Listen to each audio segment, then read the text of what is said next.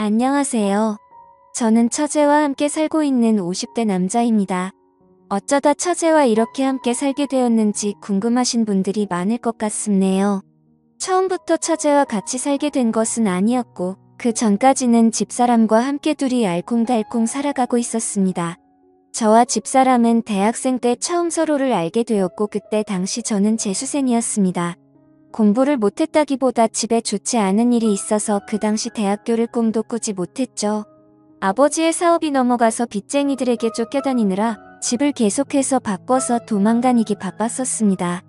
대학교 지원은커녕 고등학교도 제대로 나가지 못해서 출석 일수가 부족해 혹시나 졸업도 못할까봐 전전긍긍하며 지냈었네요. 그래도 다행히 아버지의 지인들께서 도와주셔서 반년 만에 어느 정도 상황은 나아졌었죠. 결국 저는 다시 공부를 이어갔고 그렇게 일반적인 남들보다 1년 늦게 대학에 진학하게 되었습니다. 그렇게 입학한 대학교에서 처음부터 허둥거려서 기숙사를 신청하는 시기도 놓치고 말았습니다. 그래서 이 일을 어쩌나 방황하던 중 괜찮은 하숙집이 있다는 정보를 친구가 알려주더군요. 다행히 전년도에 고등학교 동창이 먼저 이 학교로 입학해서 저에게 많은 도움이 되었습니다. 이제는 선배라고 부르라며 너스레를 떨었죠. 아무튼 그래서 친구에게 고맙다고 밥 한 끼 사겠다고 말한 뒤 하숙집을 계약하러 찾아가 보았습니다. 아직 계약하기 전이라 아무도 없겠지 싶었는데 한 어린 여학생이 문을 열어주더군요. 순간 놀라서 당황하며 아무 말도 못하고 있자 여학생은 저에게 말을 걸었습니다. 하숙집 보러 왔어요. 고개를 끄덕거리자 뒤돌아 큰 목소리로 엄마 하고 외치더군요. 순간 하숙집 딸이구나 라는 것을 알게 되었습니다. 반가워요. 우리 엄마가 하는 곳이라서 그렇게 하는 말이 아니라 진짜 여기만큼 가격 대비 깨끗하고 음식 잘 나오는 곳 없거든요. 라고 싱긋 웃으며 말을 하더군요. 악수를 건네는 당당한 여학생의 모습에 저는 첫눈에 반해버리고 말았습니다. 마치 어른처럼 세련되고 자연스럽게 손을 내미는 여자는 난생 처음 보았거든요. 저는 그렇게 홀린 듯 하숙집을 계약하게 되었습니다. 알고 보니 여학생은 저와 같은 그해의 신입생으로 같은 학교를 다니게 되었다고 하더라고요. 게다가 우연인지 인연인지 그녀와 저는 전공마저 똑같아서 급속도로 친해지게 되었죠. 제가 재수한 사실을 알고 오빠라고 부르는데 행동은 저보다 훨씬 어른스러워서 참 신기했어요. 하숙집 맨 위층은 주인 아주머니와 여학생 그리고 그 여학생의 여동생까지 셋이 살고 있었습니다. 그녀와 저는 점점 친해져갔고 이야기를 나누던 중 제가 재수한 이유에 대해서 궁금해하길래 솔직히 말해줬죠. 아버지의 사업 때문이라며 조금은 원망스럽다는 투로 이야기하자 그마저도 부럽다고 하더라고요. 자신은 태어났을 때부터 아버지가 없어서 한 번이라도 아빠의 정을 느껴보고 싶다고 말을 했습니다. 그 말을 듣는 순간 제가 불평불만을 했던 사실이 부끄러워지더라고요. 아버지가 보고 싶다며 눈물을 글썽이는 그녀의 얼굴을 보자마자 저도 모르게 고백을 해버렸습니다. 내가 그 빈자리 다 채워줄게. 가족이 되어서 절대 널 외롭게 두지 않을 거야.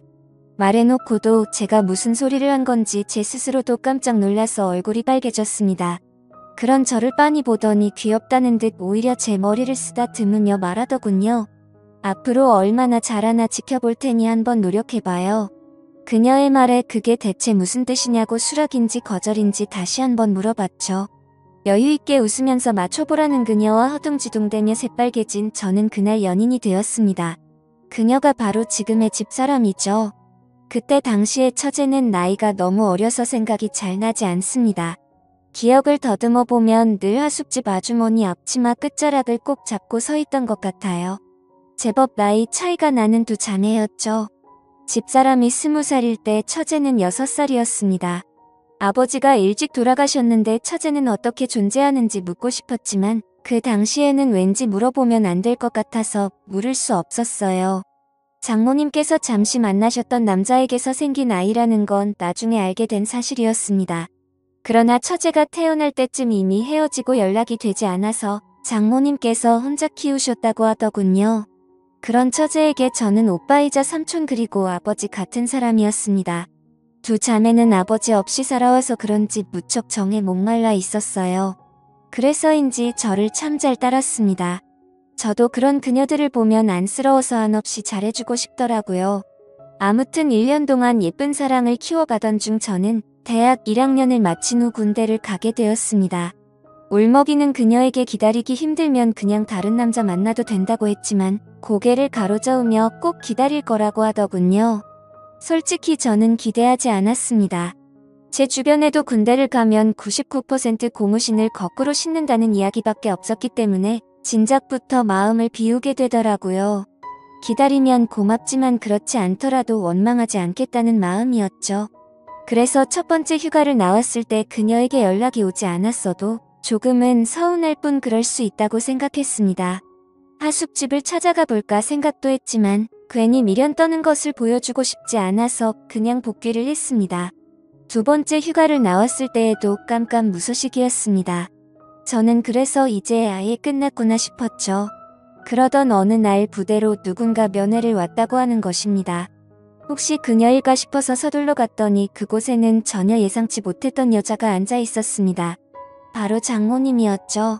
왜 여기에 혼자 오셨냐고 물으니 펑펑 울면서 자기 딸 좀 말려달라고 하는 것입니다.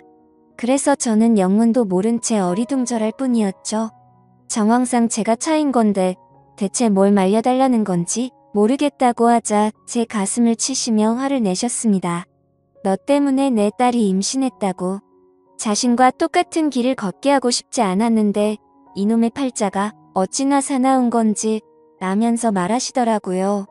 아휴 진짜 내가 못 산다. 너한테 민폐 끼치지 않겠다고 혼자 나와서 기른다는데 내 속이 다 썩어 문드러지겠다. 어쩌면 좋니? 그 이야기를 듣는 순간 머리를 한대 맞은 것처럼 띵하더군요. 그녀는 제 예전 한마디 때문에 임신 사실을 숨긴 것입니다. 입대 전 그녀와 술을 마실 때 제가 무심코 한 말이 있었거든요. 난 우리 아버지처럼 자식들 고생시키기 싫어. 가진 것도 없는데 무작정 애를 낳으면 어떡해. 애들이 뭐 그냥 알아서 쑥쑥 크는 줄 아는데 진짜 답답해 죽겠다. 난 절대 돈 없이 애들 키우지 않을 거야. 내 능력이 되기 전까지 아이를 가질 생각도 안 할 거고. 만약 내가 돈을 많이 못 벌잖아.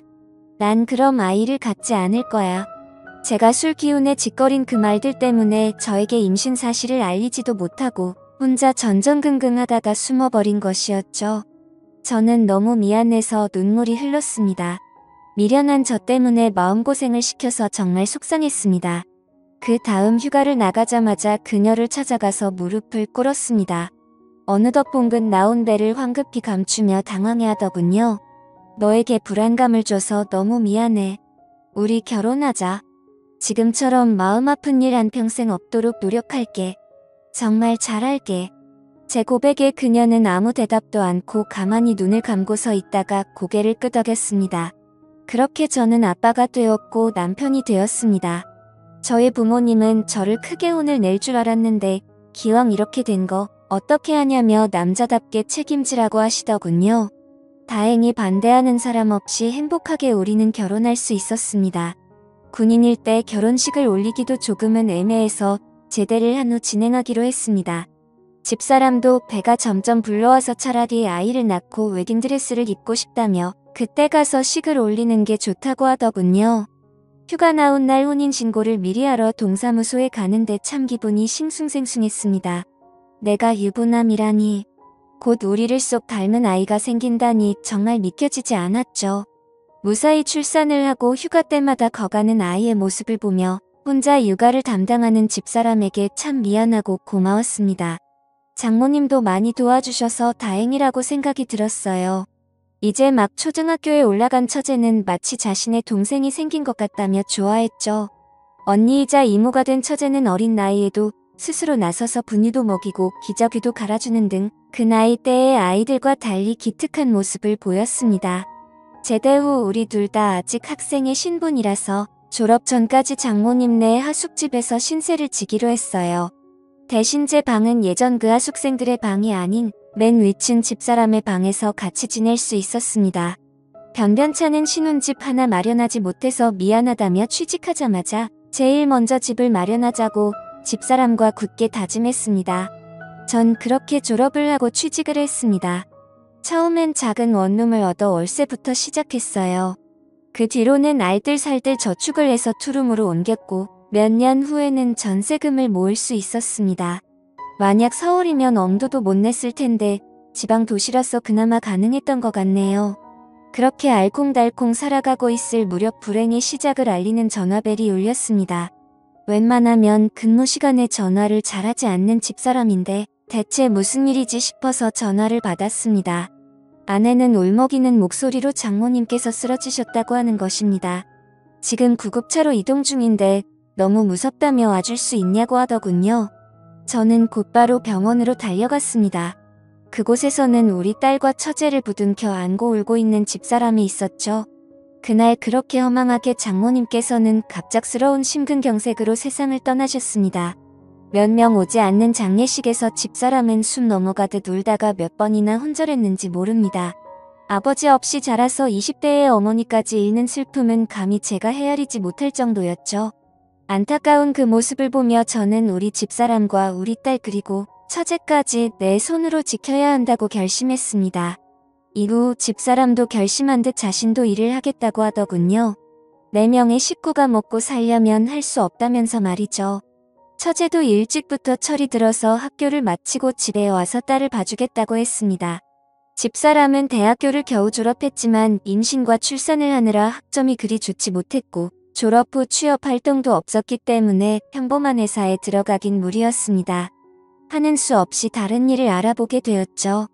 마트 계산원부터 식당 서빙 주방 참모까지 말 그대로 닥치는 대로 일을 하더군요. 그렇게 흘러간 세월이 벌써 30년입니다. 그 사이 많은 변화가 있었죠. 우리 딸은 무럭무럭 바르게 자라서 심지가 곱고 바른 청년을 만나 결혼을 하게 되었습니다. 특이한 점이 있다면 사위가 우리나라 사람이 아닌 것이었죠. 딸은 한국에 잠시 놀러온 독일 청년을 만나 사랑에 빠졌고 그렇게 둘은 결혼을 하게 된 것입니다. 그래서 현재 딸은 독일에서 사위와 거주하고 있고 1년에 한 번씩 한국에 놀러오고 있고요. 처제도 결혼을 하긴 했었습니다. 직장 동료와 만나서 결혼을 했는데 생각보다 결혼 생활이 순탄치는 않았던 것 같았습니다. 자주 싸우고 우리 집에 와서 자고 가는 날이 많길래 집사람과 저는 늘 처제를 걱정했습니다. 대체 무엇 때문에 그리 싸우냐고 물어봐도 걱정하지 말라며 그냥 사랑 싸움이라고 웃고 넘기는데 어떻게 그럴 수 있나요? 딸 같은 마음으로 자꾸 신경이 쓰였습니다. 그러던 어느 날 아내가 심각한 표정으로 제게 말하더군요. 아내가 아무 생각 없이 화장실을 열었는데 그 안에 처제가 샤워를 하고 있었답니다. 그런데 아내는 자신의 눈을 의심했다고 하더라고요. 황급히 몸을 감추는 처제의 팔을 잡아서 자세히 살펴봤는데 팔다리를 제외한 복부와 등에 온통 시퍼런 멍자국이 가득했답니다. 알고 보니 술만 마시면 상습적으로 손을 올리는 인간 같지 않은 놈이었던 거죠. 저는 순간 눈이 돌아서 그 놈을 잡아야겠다며 달려나가려 했지만 집사람과 처제가 저를 말리더군요. 그렇게 감정적으로 하면 똑같은 사람이 된다며 말이죠. 그래서 하는 수 없이 그러진 못하고 아내와 함께 처제가 살던 집으로 향했습니다. 술을 마시고 골아 떨어져 있는 그놈을 뒤로하고 처제의 옷과 짐들을 대충 싸서 들고 나왔습니다.